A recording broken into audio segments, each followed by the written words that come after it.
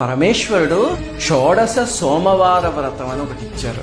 మహాశక్తిమంతమైన వ్రతం. పూజలు అన్నిటికన్నా కీలకమైంది, ముఖ్యమైంది పుట్టమన్నుతో ఒక శివలింగం తయారు చేయడం. పుట్టమన్ను దొరుకుతుంది కదా, పుట్టల దగ్గర కొంచెం జిగురుగా ఉంటుంది, అందులో నీళ్లు పోస్తే దాంతో శివలింగాన్ని తయారు చేయాలి. ఇదిగో ఇక్కడ చూపిస్తున్నట్టు. ఇది ఎప్పుడు చేయొచ్చండి అంటే, ఏ సోమవారమైనా మొదలుపెట్టి అక్కడి నుంచి 16 సోమవారాల పాటు చేయాలి ఈ వ్రతం. చాతుర్మాస్యంలో కానీ చేయగలిగారు అనుకోండి 16 సోమవారాలు, ఇంకా అసలు విశేషమైన ఫలితం అనమాట. ఇప్పుడు ఏమిస్తుంది వ్రతం అంటే ఏమి ఇవ్వదు అని అడగండి, అంత శక్తివంతమైంది. ఒకటేమో ఆర్థిక సమస్యలతో బాధపడే వాళ్ళని చాలా తేలిగ్గా గట్టెక్కిచ్చేస్తుంది. రెండోది ఈ బ్రహ్మచారులు, కన్యలు ఉంటారు కదా, వీళ్ళందరికీ యోగ్యులైన జీవిత భాగస్వాముల్ని తీసుకొస్తుంది. అలాగే ముత్తైదువులకి అఖండమైన సౌభాగ్యం ఇస్తుంది.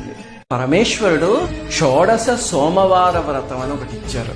మహాశక్తిమంతమైన వ్రతం. పూజలు అన్నిటికన్నా కీలకమైంది, ముఖ్యమైనది పుట్టమన్నుతో ఒక శివలింగం తయారు చేయడం. పుట్టమన్ను దొరుకుతుంది కదా, పుట్టల దగ్గర కొంచెం జిగురుగా ఉంటుంది, అందులో నీళ్లు పోస్తే దాంతో శివలింగాన్ని తయారు చేయాలి. ఇదిగో ఇక్కడ చూపిస్తున్నట్టు.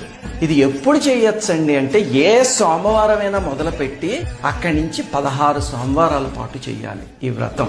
చాతుర్మాస్యంలో కానీ చేయగలిగారు అనుకోండి 16 సోమవారాలు.